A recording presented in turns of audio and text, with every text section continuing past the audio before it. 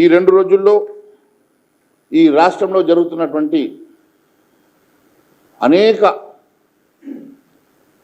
కుంభకోణాలను ఒక్కటిగా బయటకు తీయబోతున్నాం. కొన్ని వేల కోట్ల రూపాయల కుంభకోణాలు మా దృష్టికి వచ్చినాయి. ఒక్కటిగా ఈ కుంభకోణాలను రుజువులతో సహా బయటపెట్టబోతున్నాం. ఖచ్చితంగా ఈ రాష్ట్ర ప్రభుత్వంలో జరిగేటువంటి అవినీతి, మంత్రుల ఇన్వాల్వ్మెంట్తో సహా అన్ని రుజువులతో సహా బయటపెడతాం.